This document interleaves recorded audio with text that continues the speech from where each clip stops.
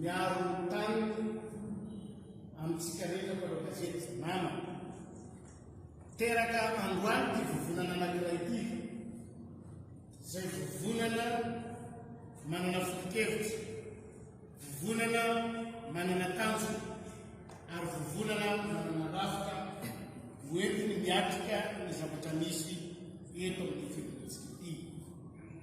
Ka isorana antsika rehetra na manampanao gazety na manampanao politika na iza ty fikambanana malagasy izy ty fa tsy fikambanana politika.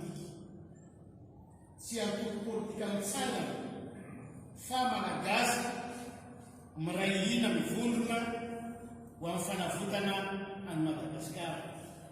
Ka hovakinay ny fanambarana zay atao androany fa 1 ny volana janoary, volana voalohany fa 1 taona 2024. Itsika fa manana fanambarana iombona izay rehetrarehetra zao no fehezinay amin'ity taratasy ity dia hozarany aminareo ity taratasy ity rehefa vita ny famakina azy amin'ny fomba ofisialy. Ka omenay amin'ny tompony anjara zay rehefa voateny hamaky azy ny famakina izany.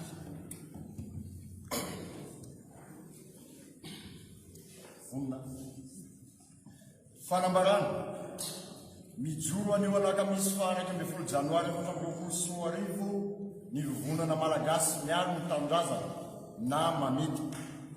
Ny foto-kevitra ijoroanay dia toy izao: lafy ny ara-politika, famerenana ny Madagasikara ho tany tandalana, ara-tsosialy, iady sy mitondra vahaolana amin'ny fahantrana lalina mahazo ny vahoaka sy ny firenena malagasy, ara-toekarena, famongorana ny tsy maty manota sy ny fanaovana tantely afa-drakotra ny ara-pirenena, ara-kolotsaina, famerenana ny asin'ny tany ary ny mahaolona eto Madagasikara.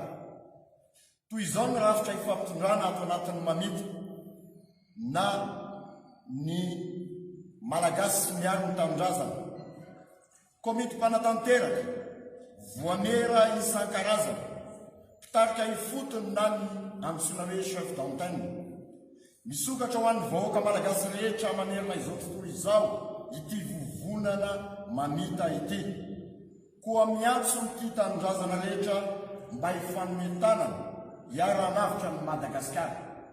Masina ny teny, masina ny olona, masina ny tanindrazana.